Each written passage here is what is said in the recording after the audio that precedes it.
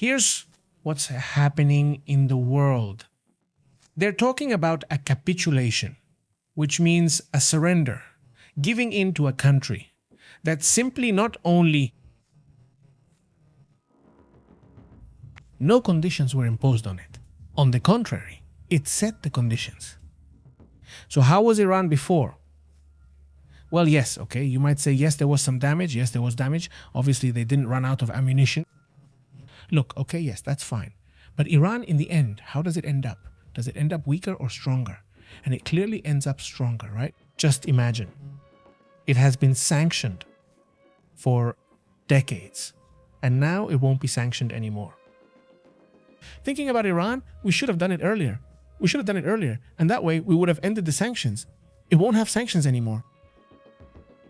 Imagine now it will be, in fact, they even shamelessly said that when their money is unfrozen, they will use part of that money to help Hezbollah, for example. Imagine, just like that, with total shamelessness. Well, if today Trump said, they need ballistic missiles, how are we going to leave the poor without ballistic missiles? What can you expect, obviously? He argues they should have ballistic missiles since other countries do. Obviously, Iran set its conditions and Trump simply accepted them. Here in China, this is called capitulation or surrender.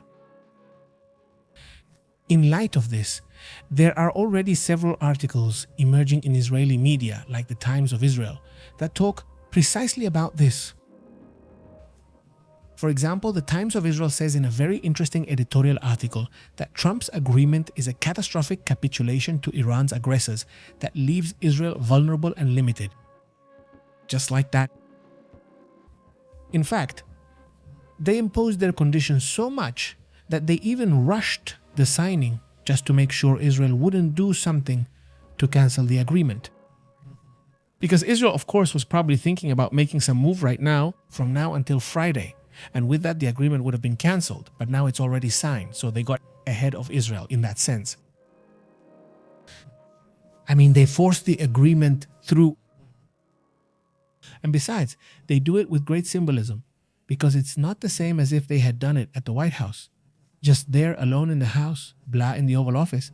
No, they do it at the G7 with the 7 largest economic powers, together with Ukraine and with Lula Silva himself. I mean, it's like saying the most powerful world is in agreement with this. So Israel, calm down, don't make a fuss anymore, right? You're not gonna go down that path anymore, because that's how things will be now. No, Iran must be celebrating, rejoicing at this moment. Likewise, Hezbollah is surely doing its thing too. Why? Well, now they're going to say, okay, the reconstruction, the damages that happen, whatever you want. But in the end, how is it going to be, right? That's why right now Trump is going after Obama, hitting Obama, saying Obama is this and Obama is that. He's insulted him several times. Why do you think that is? Because he's desperate to keep saying negative things about Obama. Because now everyone is going to compare the deal Obama made with Iran and the deal Trump made. And the deal Obama made with the Iranians will be 1,000 times better than the one they have now. In the deal Obama had, they were sanctioned. The IAEA investigated to ensure they had no nuclear program or weapons. They were sanctioned and their funds were blocked. All of that was during Obama's time. Now they're going to be free of sanctions and their money will be unfrozen. And yes, that's true. They say the IAEA will be investigating the issue. That's the only thing that's similar. But now there's going to be a super powerful Iran. Well, now then, with ballistic missiles, with the permission of the United States to have ballistic missiles. Which, I mean, they didn't really need it because clearly they were making them themselves without any problem, right? This is a red alert, obviously, for Israel, because I had to adjust during elections, right? So facing the elections, what is he going to present to his voters? This Benjamin Netanyahu is going to say, listen, We ended up worse. vote for me because I brought you the worst condition Israel could have, which is a stronger Iran, an Iran without sanctions, an Iran with ballistic missiles. Now go ahead and vote for me because look at what I brought you. Look at the little gift I brought you. Because in the end, well, he was part of it too, right? Even if he didn't agree with the deal, in the end, the fact that it wasn't reached quickly, because in the end, Netanyahu sells it to Trump And Trump believes it, right? He says, you'll be the conqueror. And he just agreed. Cheers. But you're going to be, well, on the people's side, I don't know how much. Now, there's a signed agreement, but there's another verbal agreement that's practically a secret agreement between the United States and Iran. The verbal agreement also leaves some very serious conditions. It's a topic that likely won't be confirmed, but part of the verbal agreement has already leaked. What does it say? Well, in that verbal agreement, it is said that Trump would have agreed not to support the demonstrators and not to support protests or demonstrations by the Iranian population. The United States would not support these demonstrations, nor would it send them weapons, nor, for example, disrupt communication systems so that Iran can control this. Exactly.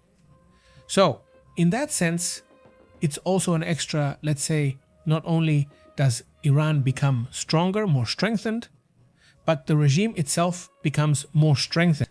In other words, the Ayatollahs won't have that problem anymore of people telling them, hey, respect the people, look at how things are, and the United States getting involved. I mean, if it supports, obviously it supports the opposition and sends help that way. So, in that sense, yes, if this were, well, a chess game, and it ends with this agreement, I mean, the chess game is over, at least in this round, and Iran wins the round, right? If this were, let's say it's the World Cup and it was soccer, well, this would be like winning 3-2, right? But they win. I mean, yeah, okay. The United States scored a goal when they eliminated Khamenei. Okay, yes. They scored another goal when they destroyed the Navy and destroyed 2 or 3 things. Okay, another goal. Okay, 2. And they reacted. Iran scored another goal. Well, Iran scores a goal when it starts to paralyze the entire Strait of Hormuz and raises the prices. That's a goal for Iran. Another goal for Iran is when the Gulf countries start to show weakness by not wanting to react, and Iran takes advantage of that. John, wait a moment. They're even shooting near the nuclear plants now, and the Gulf countries can't do anything about it, right? And so you see how things were there, like one goal, then another goal, and so on. And suddenly, well, when the match ends, the match is about to end, and in the last moment there's a final goal, which is an agreement that's totally convenient for Iran. And where, you could say in quotes, the United States wins on the nuclear issue, which they insist on. We didn't want them, nor did we want to pursue a nuclear program. Well, They are left with a promise. nothing more, just a promise. Nothing more and 60 days to talk about the promise. But other than that, there is no promise, absolutely nothing. And the man of the moment is the president of the Iranian parliament, Mohammad Ghalibaf, who today said a phrase that basically sums everything up. He says this: everything we sought to achieve through military actions was obtained several times over at the negotiating table. Just imagine, in a way that can't even be compared. They're saying they didn't expect that. We waited, but they gave us even more than we wanted. All right. That's how this agreement is signed. An agreement where, well, I mean, on one hand, if I look at it from the point of view of peace, look, that's great. I mean, all peace. Peace is always welcome, right? But we also have to recognize, well, who is losing here, right? Or who are the ones losing here? I mean, let's call things as they are, right? Whether we like it or not. Thing is, well, that's how things are in reality, right? It would be hard to defend the idea that the United States won. Well, then tell me how, right? I mean, they did score some goals. You can't deny that they scored some goals. Yes. But in the end, the one who won is the one who won, right? And then this signing happens. Let me see if I can show it somewhere. This signing happens where, well, Trump is also clever. I mean, when it comes to his marketing. G7 does this for 2 reasons. First, it makes it harder for Israel to get involved, as they'd now face the entire G7 instead of just the United States. But also because by doing this, let's say this signing, they'll get less criticism and things will move faster, not just because of the possibility of Israel doing something. So, the United States Congress was about to review the agreement, and I can bet you Congress wouldn't have agreed. I mean, if Congress had read this, Congress would have said no. Hey, but wait a minute. We had a better agreement than the one you're signing. But it was rushed before Congress had the information. So he gets ahead of them in Israel. And I mean, it's a betrayal. It's not a betrayal of Israel, but it's a betrayal of Congress and the Republicans themselves. So, but who supports this? And in the end, this is also about elections. So if MAGA supports this, the United States says, Donald Trump says, I don't care what the Republicans think. I don't care what Israel thinks. What matters to me now is MAGA with elections coming up. Macron will come here and applaud me. And so will everyone in the G7 MAGA makes me look good. I look good with the Europeans and look bad with Israel. And in any case, well, I look bad with those who know about this topic, with those who have seen how the position of the United States has become weaker. Right? Exactly. In fact, when he's signing this, Trump says, this is the hardest thing I've ever done. And that's... Look, he says, this is the hardest thing I've done. It's an acknowledgement that obviously even he himself doesn't agree with it. Agreed. I mean, he's signing something that he knows will bring criticism. He did. Well, what is confirmed today, things that Trump had denied, well, he will receive 300 billion plus 100 billion that were unfrozen.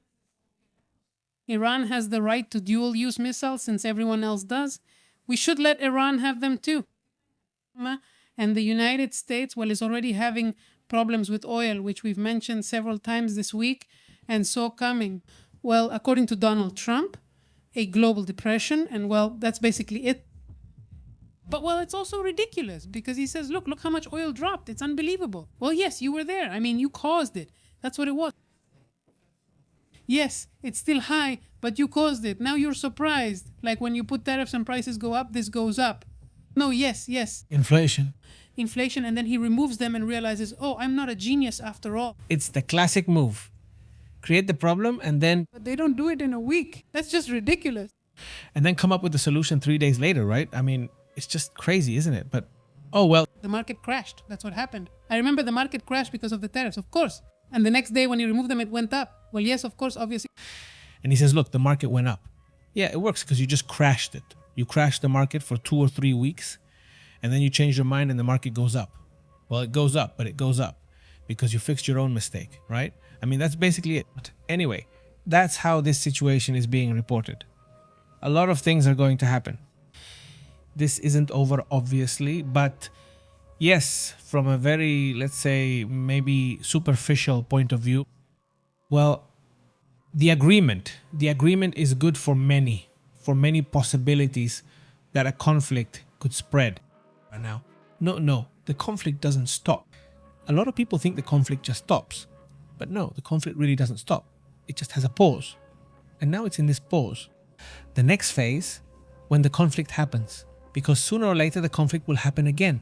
It's going to be much worse because now Iran will be much more prepared and confident, knowing what weak points it can target. The weak points that can be targeted, which is the global economy. Iran made it very easy, saying, if you attack me, I'll destroy the global economy. Period, that's it. If I keep destroying the global economy, the economy comes to a halt. If I want to, do whatever you want. That was Iran's strategy. It wasn't to attack directly, but to paralyze the economy. Vladimir Putin must be taking notes because I think the Iranians understood war much better than Vladimir Putin. Vladimir Putin, he views things in a classic way with his trenches and all, but what has that brought Vladimir Putin? Only the loss of over 1 million, maybe 1.5 million Russians who have died. It has brought him a terribly bad economy. And well, the Iranians, with much less effort, got the United States to the negotiating table. I mean, it's honestly mind-blowing, really. Exactly.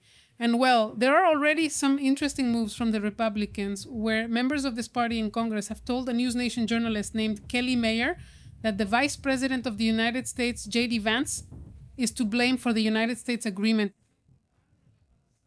And they're going to have to find someone to blame. He is the one to blame for this agreement between the United States and Iran, which many have described as a bad deal. Yes, they agree it's a bad deal, but blame J.D. Vance, not Trump, since Vance never shows up? Well, he says. And the most curious thing is that President Donald Trump said this in the morning. In the morning, his comment was, if this doesn't work, it's J.D. Vance's fault, because he always loves it.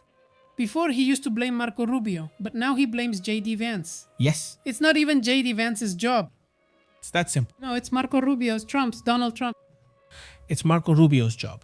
And in any case, well, Trump is the one who gives the order, whether it's yes or no. So, blaming J.D. Vance is really low. And I mean, J.D. Vance is unbearable. He comes off really badly. But now they're just going to pin it on J.D. Vance. And when Trump does that, what the congressmen do is repeat the same story to see if anyone believes it. but they know it's wrong. In fact, one of the Republican senators who has been around for a very, very long time, Billy Cassidy, says this is the worst foreign policy mistake in decades. He says Reagan would be rolling, or rather is rolling in his grave, and this is a big victory for Tehran.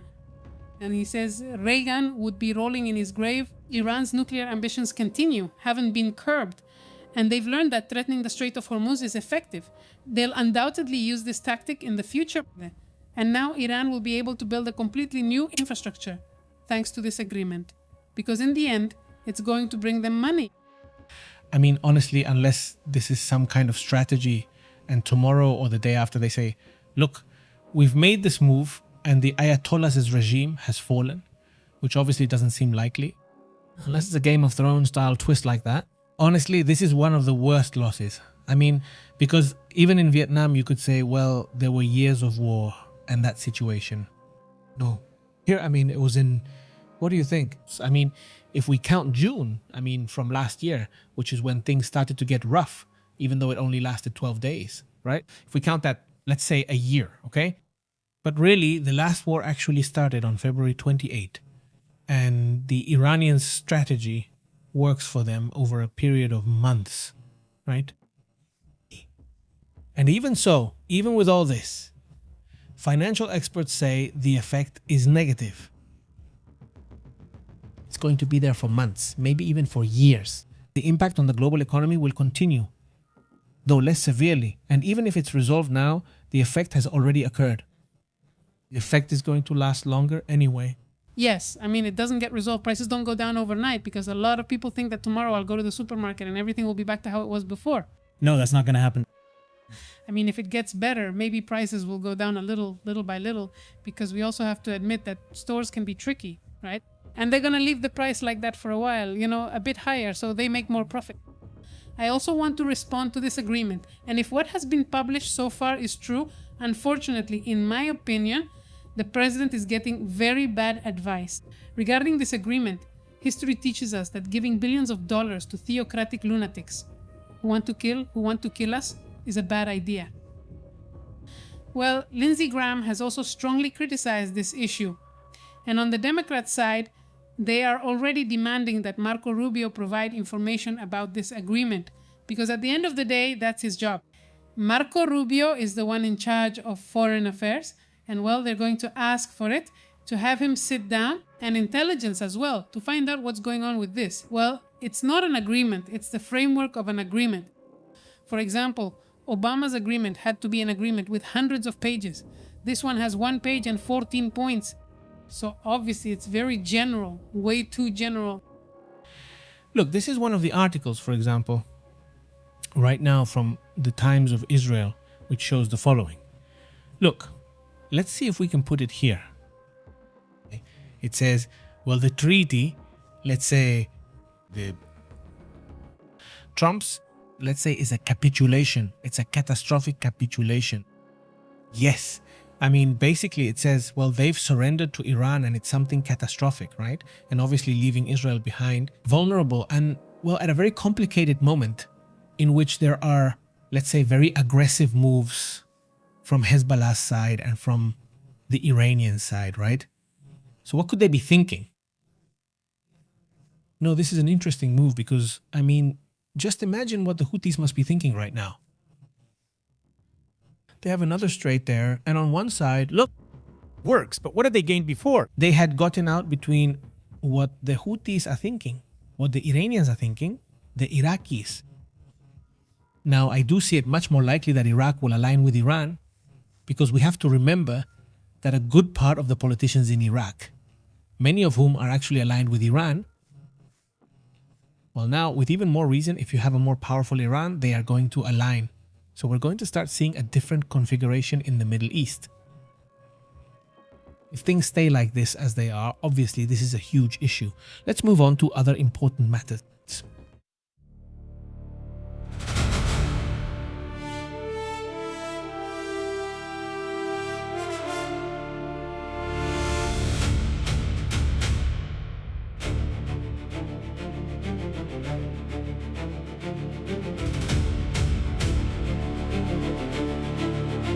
Well then, Impressive, impressive. This movement that's happening, well, it's more like an explosion because this is already a huge explosion. It's an eruption. And look, they've had 6 eruptions from Hilito in a row. We're talking about Mount Lewetowe. This is in Indonesia, which erupted 6 times in a row with columns reaching from about 3 to 4 kilometers high. And this happened right after a 6.7 earthquake, in the same region. Remember yesterday's earthquake in Sulawesi, Indonesia? Well, the earthquake happened near there. So the earthquake occurs. Earthquake. This volcano. Sorry, could it be the 6.7 earthquake that directly caused the eruption?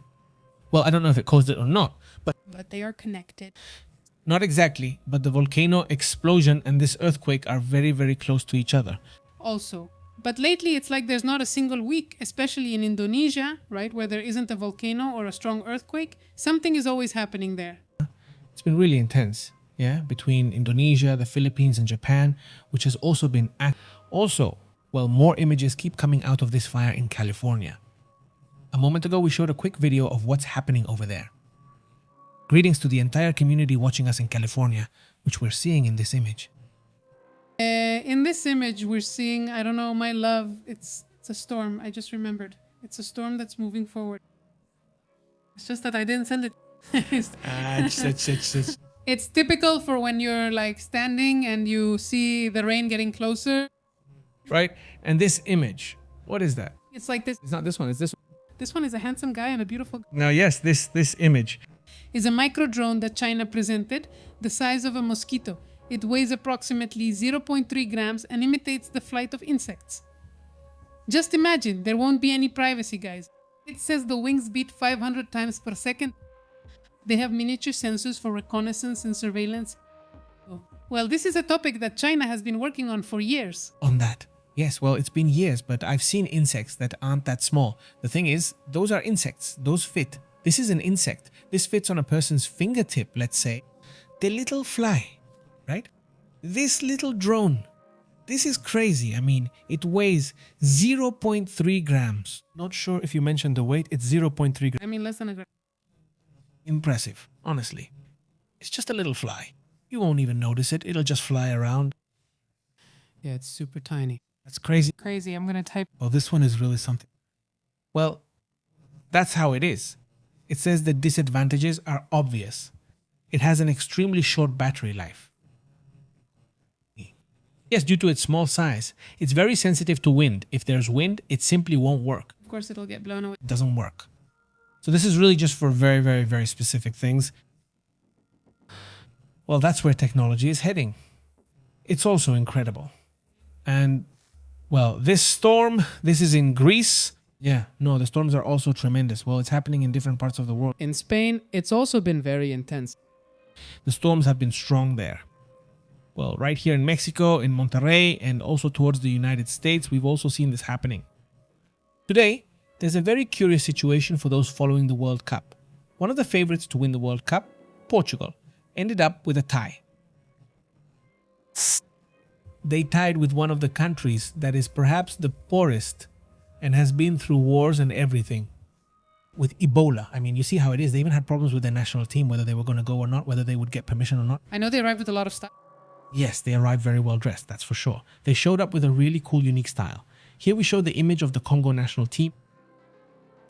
But, well, they tied with Portugal. Just imagine all of you, not just one of you. I missed the highlights today, but need to watch them. Look at the celebration in the Congo. Hey, please, don't celebrate. There's an Ebola outbreak. Don't celebrate. Jeez, come on. Let us. No, I can't. Just yes, one time. No, just imagine. No, that's it. Forget it. Yes. You tell me, when do they beat Portugal? But, well, they didn't win because for them, it's basically a win, honestly. Yes, this is a win. If I tie with Valenka or Sabalenka, I win. Sorry. Unless a tie goes to the bench, then yes. It's like you win. Yes. See, it's impressive, whatever you want. But you say, well, fans from the Democratic Republic of the Congo were celebrating this. Well, this is in Lisbon, so there's no problem, right? But I don't know if you saw the images in Congo they were celebrating, just like here. Celebrating with everything they've got. Obviously, it's amazing. Here are the Portuguese on one side.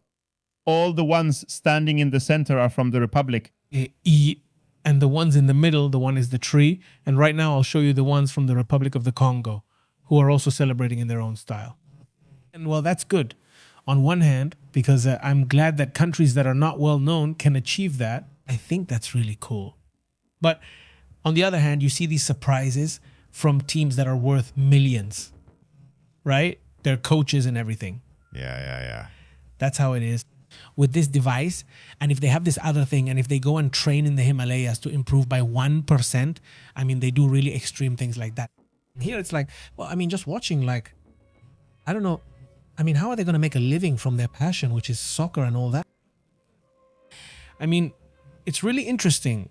I mean, even though some of them do play in European countries, not all of them are on very good teams or anything, but let's say they do have a very good technical level, and you can actually see it physically. You can see it. But well, it's really interesting how this World Cup is happening in that sense. That's the part that I have found, at least so far, the most interesting. Yes.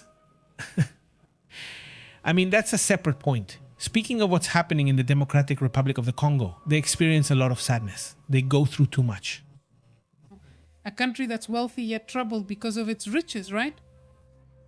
Other nations see it and think, I can get diamonds, coltan, or whatever I need from here. Whatever it may be. That's it. That's what Congo is. That's how it is in Kinshasa, right? The capital of the Democratic Republic of the Congo. Listen to the commotion.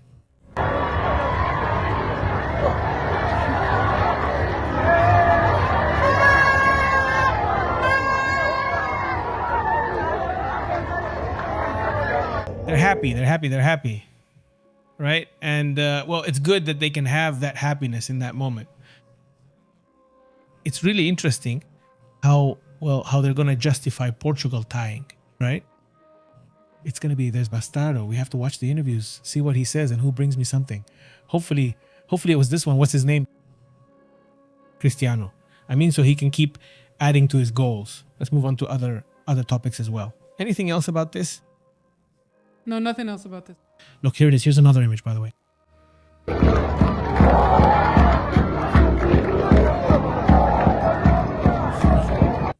This image is really great. There it is. There it is. Well, let's move on to other matters. Let's go to the other important topics as well.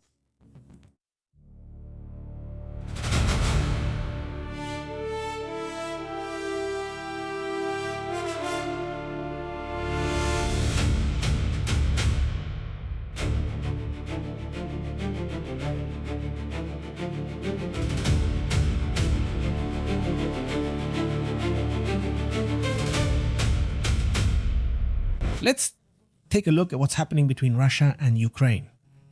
And look, this image is being shown today. Well, several images today. What's it called? From Russia. From Russia. Very shocking, and several very shocking news stories. Today was very bad news for the Russians because the G7 announced that they are going to impose more sanctions on Russia. Besides, Trump is going to get tougher with Russia too. So Lula Silva is getting closer to Zelensky. Today, Lula Silva says that he has never been left-wing, that he is more Centrist. Yes, that he was a union leader. That's all. Yes, that he is more centrist. I mean, that he thinks more like a centrist. And what Lula Silva is right about there, and it's good that he said it. That way, I find it very interesting, is that the global trend is neither left nor right. It's about finding the best of both worlds, keeping the positives from both sides while avoiding the negatives and not leaning too much one way or the other. Let's go down the middle. And that's very clever too, right? He is a clever politician who questions why we polarize, especially with current trends of going too far left or right. I mean, why not look for a middle ground, right? And well, that's what he has said. And it's also caused some controversy. But going back to what's happening with Russia and all of this, tell us a little bit about how things are going. Because today, to start with, the G7 supported a tougher stance against Russia. Today, the G7 meetings took place. Well, let's say the agreement to increase pressure on Russia in order to bring an end to, let's say, the conflict and the war. The meeting lasts 3 days with Great Britain Canada, France, Germany, Italy, Japan, the United States, plus Lula and Zelensky present, along with other countries. Exactly. Remember, last year the G7 was pretty bad because Trump basically just showed up and then left. They were there, they did a lot in one day. And this time, according to Friedrich Merz, who is the Chancellor of Germany, he says it was hard work, but it was worth it. He basically declared it a success because, in addition to increasing the supply of air defense equipment to Ukraine, which we have to remember is currently running very low on Patriot air defense systems, more than 4 years after the war began, the leaders also agreed to increase the pressure on the Russian war economy by strengthening sanctions. By the way, Trump was just talking about this as he was boarding the plane to go to the United States. Certain sanctions that had been lifted because of the Hormuz issue will now be applied again starting immediately. This obviously affects Moscow's fossil fuel revenues. And President Macron praised what he called a very profound change in the United States. He pointed out that President Trump is realizing that President Vladimir Putin is not interested in peace. President Trump says this, just like all of us. It took him 4 years, but he finally got there. But you know what also happens? The Pentagon is warning them. They're telling them. Let's see. The way things are going, the Russians are starting to withdraw from many places. Right now, Russia is going through a severe energy crisis. Well, there's a political crisis. There's an energy crisis. Ukraine has more and more technology, more and more drones. And just a few days ago, Zelensky said, we're reaching a turning point. Why are they pulling back from areas no one thought they'd leave for many years? We're talking about the possibility of recovering Odessa, even Crimea itself. So if you look at the numbers, this Trump can't say anymore that you don't have any cards. It's just that you're not going. You're not going. Sorry. Yes. It's not that you have no cards left. It's just that. They don't burn you anymore. Now you have a lot of cards that you can use, and now they're not burning them anymore. Come on, Vladimir Putin is already starting to show some very strange reactions, like the Oresnik. He's insisting on nuclear issues again. And meanwhile, every day there are images like this one showing attacks. In this case, it's another refinery. But in Moscow, we're already talking about the capital. I mean, this kind of attack is happening at that level right now. And it's already being said that there are more than 50 regions in Russia where restrictions are being applied at gas stations. According to journalists, there are restrictions on the sale of gasoline and diesel for private vehicles. They are already in effect, in 53 regions of Russia. And obviously it includes some occupied territories of Ukraine, which they have occupied in Ukraine. There are also regions of the Russian Federation, as well as Crimea, parts of Kherson, Zaporizhia, Donetsk, Luhansk, and other regions inside the country. It is also being said that most Russian companies, including Rosneft, Bashneft, and TNK have banned the sale of gasoline in canisters throughout the country. Well, the shortage has worsened due to the systematic attacks by Ukrainian drones on the refineries. Out of the 10 largest refineries, 8 have already been attacked. I think one of the most striking images I've seen in the war this week was of a place like this, right? It was smoky and full of fire with the Russians watching. And you could hear, when the smoke was like that, you could hear more drones arriving and you could see more and more drones coming in. They were already there and they kept coming and coming. And at first, everyone tried to say, no, we shot down all the drones. And every now and then a drone would fall. And as a result, start a fire. And now there are just too many images that they try to block. Imagine the desperation of trying to block images from the Russians themselves. They've taken away their internet. They've done everything possible so that this information doesn't spread, let's say, internally in Russia. And this situation where people keep recording, keep uploading however they can, and showing more or less how things are going over there. Well, 2026 hasn't been a very favorable year, basically since 2025. Since they took away Starlink from them, that's when Russia's downfall began. Obviously, this isn't going to stay like this, and Russia is going to make its moves. And right now, there's a report from the spokesperson of the naval forces of the armed forces of Ukraine. His name is Dmytro Pletichuk, who claims that Russia is preparing an attack, a landing operation. According to the Navy spokesperson, they themselves, the Ukrainians, would also be considering the possibility of doing the same thing, landing in Crimea. I mean, just imagine that, a landing operation. That seems so far off. The possibility of taking back Crimea was just like, no way. The only way to get supplies to the Russians is by air. They can't go by land anymore because everything gets destroyed. And they can't go by sea either. Right? So they can't go by sea, they can't go by land. And now the Ukrainian naval forces themselves are already thinking about carrying out a landing themselves. So we might see that soon. Russia also launched a drone attack against Ukraine, and there are 9 dead. The Russian army bombed towns in the south and east of the country. 70 homes were damaged, and while the war is obviously still ongoing on both sides, the city of Nikopol, in the Dnipro region, centro-east. The Russian army used drones against civilians traveling on a highway. The head of the regional administration, Alexander Hanka, reportedly gave this report as well.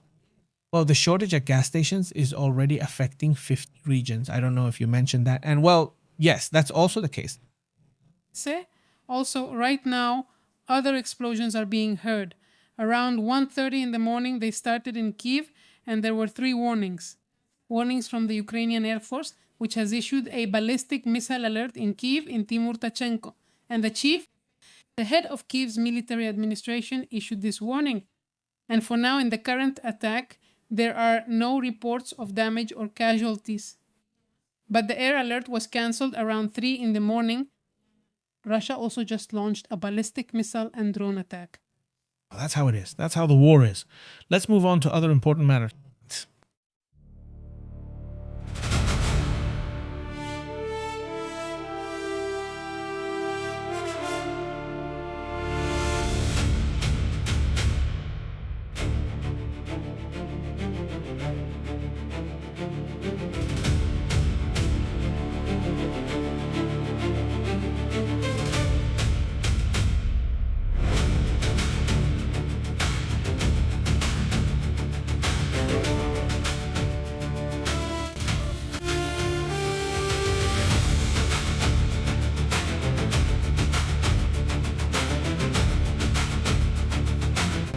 There's a phenomenon happening over there in what's it called? In Texas, in the United States. And, well, it's going to affect several places, not just Texas. Obviously, we're talking about this tropical storm called Arturo, which, well, has been moving. It's a tropical storm that, although it had the potential or has the potential to become a hurricane, it's very unlikely that it will become a full hurricane because it's already on land. But as of today, up to this moment, it's still a tropical storm. That means it still brings strong winds and a large amount of water. On one hand, the good news for this area of Houston and that region near the Gulf is that the fire risk over there is low. Obviously not, because there will be a lot of humidity in the coming days since the rain will continue. But, well, this phenomenon is the first of the year in the Atlantic. In the Atlantic, Arturo is considered the first hurricane, or rather, the first named cyclone, although it doesn't reach hurricane category, only tropical storm category. What is expected for the next 7 days, for the coming week in this whole region in terms of the amount of water? Look, it is a lot. It's abundant. It can obviously cause flooding, but it's not as excessive as when a hurricane arrives, right?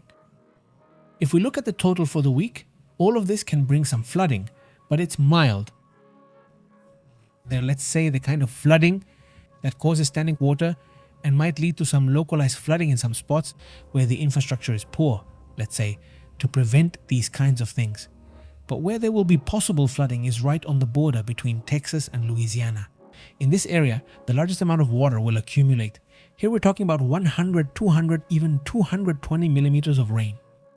That really is a lot in just a few days. So between Alabama, Mississippi, and Louisiana is where the hardest part will be. Mississippi is the one that gets hit the hardest. The area of Georgia, Alabama, Columbia, and South Carolina, all of this region. In South Florida, they will also have chances of very heavy rain, but especially from Texas toward the Gulf, Louisiana, and this area of the southeastern states.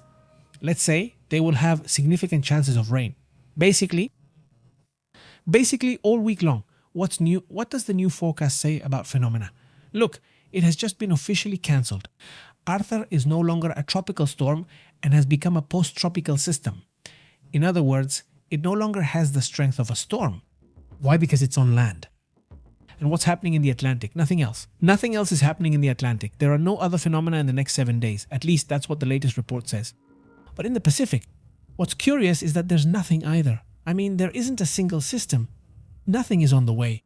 And that, well, it means that at least for these days, things will be calm in that regard, right? That's what I think too. And let's go ahead and get to several important matters. Some relevant news. Let's say to make a quick summary. We're not going to do that.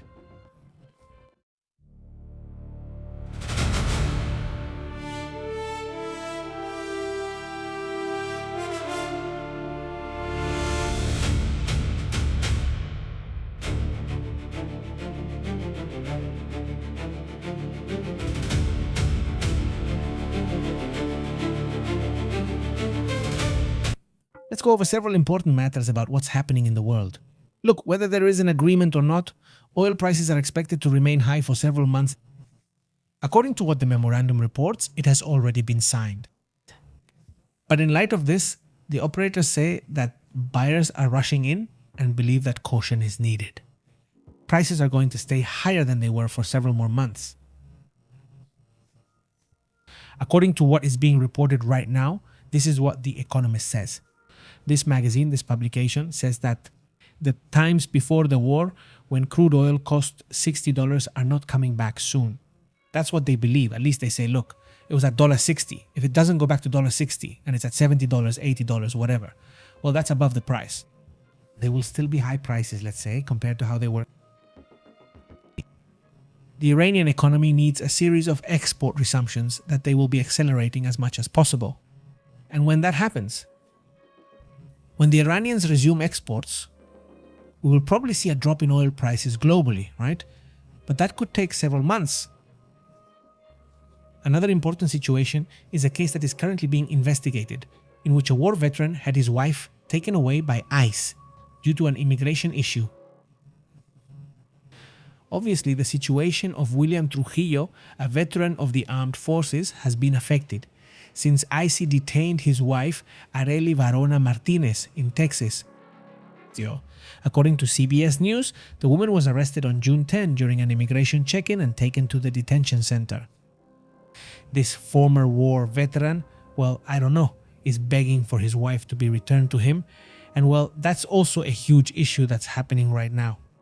But cases like that, how many do you know about? Another situation is what's happening with the trafficking of Haitian children in Chile. Pues evasiones de maneras totalmente irregulares.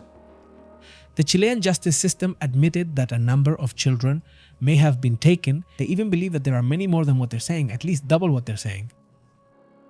The Chilean Public Prosecutor's Office, this past Monday, opened an investigation into the alleged trafficking of 200 Haitian children and adolescents between January and April of 2025.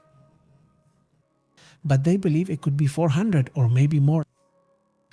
They arrived in Chile without legal guardians, without even having blood ties, and with the idea of a supposed family reunification, but they say that they weren't even followed up on at all, and nobody knows where the children are. It's obviously a huge issue. Right? Exactly. According to the head of the anti-corruption unit of the National Prosecutor's Office, whose name is Eugenio Campos, he says that the number of people affected could be double. That the office leading the investigation also suspects possible collaboration from government officials. In other words, due to corruption, people are being paid off and then they leave. For what? Is that enough? Yes. He was quite cautious and conservative. He mentioned the number 200, but reality might slap us in the face, and the number could be double. The outcome will be determined by the progress of the investigation. It's also unknown who paid for the flights or the charters. And it was pointed out that Chilean law severely punishes human trafficking, especially involving minors and adolescents. The situation is terrible. By the way, in the previous live stream, Anna Houston sent a membership. Thank you very much, Anna. We send you a big greeting. I hope you're here, Anna, if you gave it to me. Thank you very, very much, Anna, for your constant support of the channel. I really appreciate it. It's also not known here, Anna, if you need me. Thank you so much, Anna, for your support. the flights and to all that community that supports us, that makes the effort to support the channel. I appreciate it. I remember the situation that also caught my attention, the one in Chile with the severity of aviation incidents that have been happening, particularly involving mine. It's that aviation issues have been causing problems and have been causing, well, honestly, it makes you think badly all of a sudden, right? I mean, once again, a private jet crashes on a Texas highway. This time, one person lost their life and there are 5 survivors. The jet ended up like this. Let's go, like this. Let's see if we can see it here on something because of the screen. Yeah. I mean, what's left? Yeah, I mean, it's a video that some media outlets had. No, this is the video. I mean, it ended up in the middle of the road. In fact, in that video, I'm saying this because we almost never see it. People come break the windshield and take him out. I mean, honestly, all 6 people could have lost their lives there. Fortunately, 5 were saved, and this aircraft was carrying 6 people and 5 survived the impact, according to Jose Baeza, who is an investigator and spokesperson for the Laredo Police Department. And he added that the 5 officers were taken to the hospital for smoke inhalation after being rescued. Well, another matter that also draws attention, which has hardly been talked about, is that Delcy Rodriguez removed from their positions an executive and an aide of Maduro and the youngest daughter of Hugo Chavez. It was said that in the executive, an aide of Maduro and the youngest daughter of Hugo Chavez had been removed from their positions. His moves have basically been to remove people from the past and leave only her own trusted people. Let's say that's also something that stands out today. Another thing that really catches my attention is the moves that Taiwan is making. We have already seen a lot of moves from China, what China is doing in that region of the world. But this time, Taiwan is using and sending some images of how they are using rocket launchers. No, that's a type of weapon that at least hasn't been seen being used by the Taiwanese before. And this time, well, I think China is taking note of these kinds of movements. They're fuming with anger. Well, I don't know if it's that much, but the point is that they are indeed firing these high mobility artillery rocket systems supplied by whom? By the United States. So, well, that's obviously an issue as well. Also, they're firing them at China. Murderers and they aim murderer, of course, very clear. This is very clear, right? That's it. If the message was complete, it was very clear, right?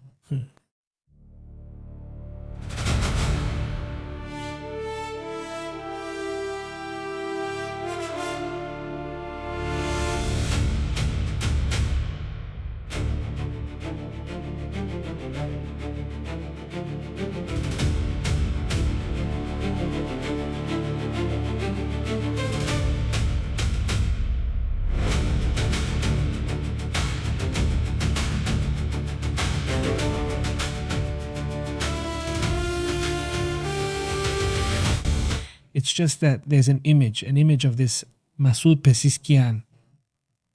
I mean, that's the image of the Iranian president who, well, has his photo of the new supreme leader and everyone, right? Well, they all have to give it to him. So the thing is that this Masoud, the Iranian president, shows the image, right? I mean, he doesn't even have any real power inside Iran. Nobody pays attention to him. That's why. They make him sign it. Yes, that's why. I mean, let's see. So the Iranian president has already signed the document that Trump sent him with Trump's digitized signature and everything you can imagine. But anyway, the point is that Masoud Pezeshkian has also signed it now. Well, of course he's going to sign it since everything is in his favor. Obviously he's going to sign it. But anyway, the thing is that he was also part of what was happening today. Right? Exactly. Another thing that becomes super interesting about the Ukraine issue, which we haven't mentioned yet, is that Ukraine is about to start producing advanced long-range missiles and air defense systems under license from the West. I mean, US companies are going to transfer the production rights to European and Ukrainian manufacturers. It's a measure to speed up production and strengthen the defensive and offensive capabilities of Ukraine and Europe. Anyway, there it is, right? That's also another big topic.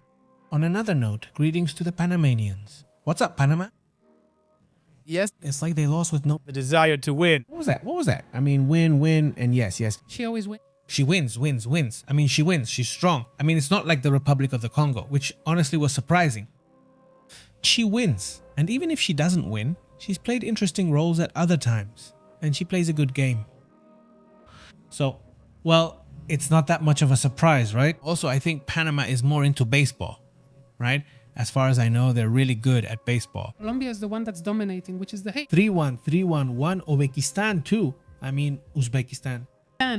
Uzbekistan has the most expensive coach or manager in the whole league in all of FIFA. It's ridiculous. They pay the guy well. They pay him well, which is good. Honestly, he'll just be there crying into his stacks of cash. Oh, 3-1. Well then,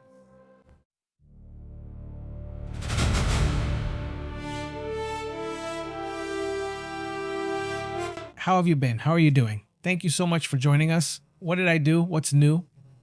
Greetings to everyone. Hello, Daza. How are you? Greetings to your mom, Mrs. Anita. How are you all doing?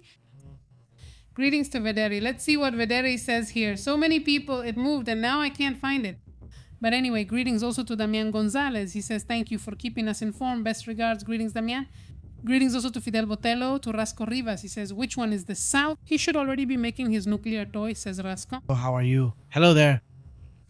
Greetings as well, who, by the way, is watching us from the United States. It's Rosotto. Greetings, Rosotto. Greetings to everyone, very Rosotto. Greetings to Maria Elena in Tehuacan and her family. Thank you for always being here, Maria Elena. Greetings to Cleo Vasquez as well, and to Eddie M. Eddie says this rainy season is just a warning of what's coming. Greetings to Eddie. Greetings to Rosca Rivas. Sal says South Korea should already be making its nuclear toy, says Rosca. Greetings, says Rosoto. Hello, greetings all the way to Texas. Hello, thank you so much. Huge greetings. Perla says, Pepe makes me laugh. The world is going to be Peronist. Haha. From Peron, who played well between left and right. Argentinians always win at everything, says Perla. Greetings to Valdo, who says the Princess of Japan has already arrived in Monterrey. Well, this is the helicopter. The Princess of Japan isn't on the helicopter? No. Is it a joke? No. No. I mean, they don't know what they're doing. They say who knows, but what are they doing?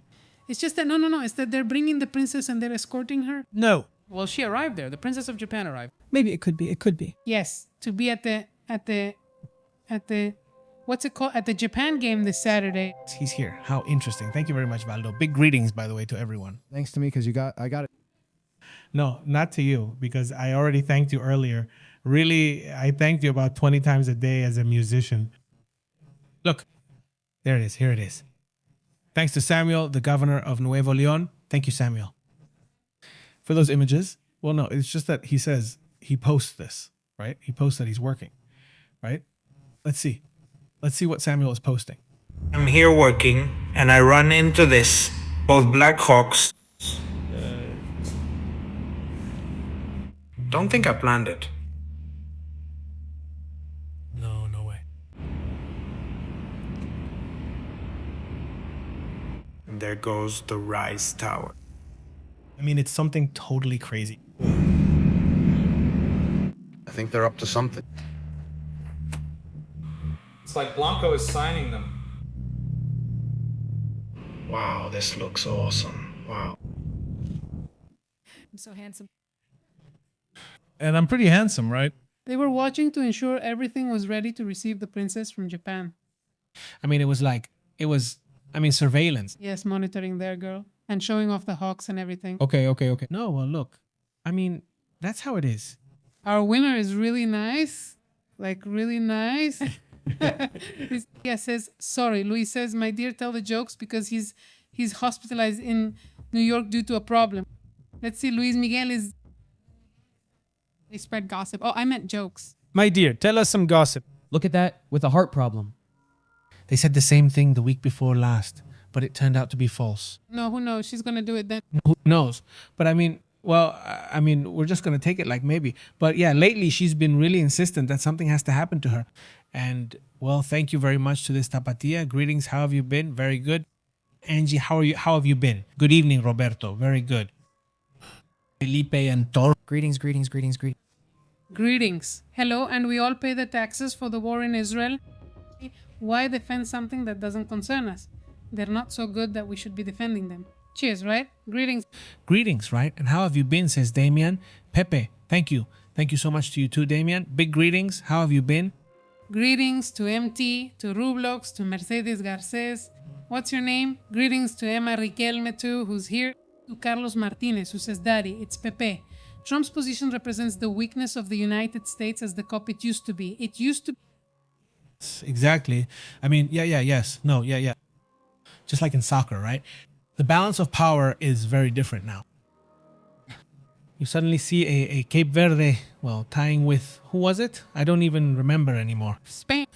With Spain and not with, what's it called? The Democratic Republic of the Congo tying with Portugal, you say? Those are little symbols, but I find them interesting in these times. Exactly. There's a rumor going around that the team from Guadalajara, which is Chivas. Well, there's Chivas and there's also Cruz Azul. Who could it? No, Chivas Cruz Azul. Who are they? I don't even know what that is. Azul and Ciudad de México. Ciudad de Mexico. Well, And about something, I don't know.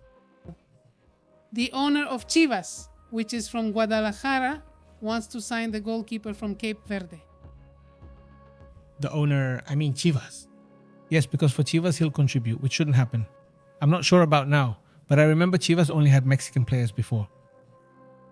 Maybe it's another team. Maybe I'm getting confused.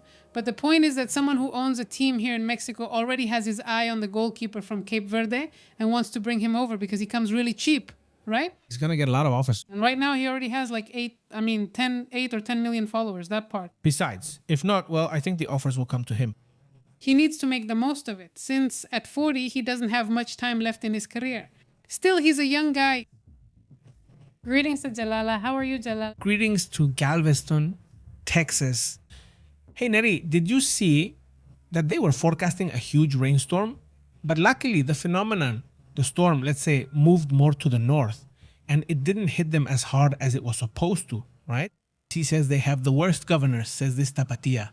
Greetings, how have you been? Hey, and besides, it's not that bad either. No, Yeah. How, right? no, there are worse ones. Right? No, well, maybe, I don't know. But, I mean, yeah, they're, like you said, they paint everything orange and that's it. Like, well, the thing is, I don't know, sir. No, with everyone, everything. Well, it's just that there's no leadership or a governor. Well, Honestly, I don't know who to support. It's wrong to defend him, but while he's not the absolute worst, he's definitely among the worst. It's just not. To the police over there in the United States. Yeah, no, well, that's terrible, you see. It's like Nico, not even governors anymore, right? He's already on leave. Well, that's it. Yeah, it's Chivas and Atlas. That's right. Atlas is the other one. Take out. And it is, let's see, what's it called? There's Atlas and wasn't there a third one in Guadalajara? Wasn't there a third team? 3? No, I mean, at some point, as far as I know. Yes, that's what it's called. There are worse ones, right? That's what it's called, isn't it? Dorian says there are worse ones. Well, yes, I know. Yes, there are some fans, some easy ones. I remember like 5 worse ones, let's say, but Says Dorian Emmix. When did it involve the United States? How much did the US spend during the war? And is it still paying after all these years? yeah, imagine, he says if they're all Mexicans, yeah, it must be another team. Because if they're all Mexicans, But they don't exist. those don't exist. Yeah. And Leones Negros. Yeah, the Tecos, right? That's true. They don't exist anymore. They're pretty much gone, right? It's just that I'm not really following soccer anymore. He says, now that the others are applauding, what will they do? What will Netanyahu do? Israel must act immediately. They can't just pretend. Now, Netanyahu is crucial for their defense, though he suggests he might change his approach. He can try to sell it like that internally, right? To make it seem like that's the strategy, let's say, for the campaign, so to speak. Marcela says they say not many people went to the United States to fill the stadiums. Yeah, no, I mean, tourism doesn't really feel very invited to go right now. They prefer to watch it on TV. Some people will still make the trip, but many preferred not to go, right? Well, I've seen videos of people just hanging out on the street. You know, they're celebrating, they're there with the crowd, and then someone from a local place comes up and tells them to leave, that they live there, that they're making too much noise. And you think, like, come on, they just don't get it. That's not what it's about. Greetings to Neves Salazar, who says, Pepe, in Galveston, is it raining? Yes, it's raining. Hugs, greetings, Nevi. Yes, it's due to a tropical storm there. It's just that the hardest part that was going to hit Galveston, by the way, went further north. Because yes, I mean, there's going to be rain, and that had already been widely forecast. But it was going to be much worse. They were lucky that it went more toward the border with with Louisiana. So what's hitting Louisiana now was going to hit Galveston, but it kept moving. Anyway, well, I don't know. Trust me. I mean, it's still quite a bit of rain, but not extreme anymore, right? At one point, the forecast showed Galveston would get 400 millimeters of water, which I thought was exaggerated. And then, little by little, I saw how it moved north, further north, and now it's over Louisiana. All that, the hardest part? Well, let's go. Oh. Let's go, guys. Remember that we're on WhatsApp, we're on Telegram, and we send you notifications, live streams. We're also on Instagram, Facebook, and X. So if you get a chance, and if you have X, check out all the reactions from this Meloni. What a character. She's shameless. We do this every second. I mean, today she was bragging that she already quit smoking, so she was funny. And her interactions with Zaneta, Sena de Takaishi, it's like... And now they've become really good friends. Yeah, like they've already seen each other several times. It's like they really like each other. Yeah, it's going well. But there are several things we need to talk about because there's a very interesting, very big change happening in Europe regarding migration. We're going to see a very different Europe now because they've taken migration policy in a more protectionist direction, so to speak. That's all of Europe where, well, before. Let's say, the dynamics that are going to start happening in Europe now, the Europeans themselves used to criticize them. But now, after all this migratory situation they've been experiencing for years, they're making a really big shift. Yes, the Black Lions, they belong to the University of Guadalajara. Okay. In case you hadn't heard, Emma, greetings. Marcela, greetings to the whole community, to Tapatia. Thank you so much to everyone. Well, we'll keep talking, right? See you tomorrow. See you later. We interrupt your regular programming. Thank you for tuning in to The Truth. This is PP. Live! The truth is intense, pure. The unbelievable is real, pure. Here we analyze it. Global focus, don't miss out. Connect to the channel. PP Live, controlling the signal. An Astrid, being honest. Raw journalism, here it's respected. Turn on the alert, don't lose track. Until next time. Yes, sir! We're taking attendance. Subscribe!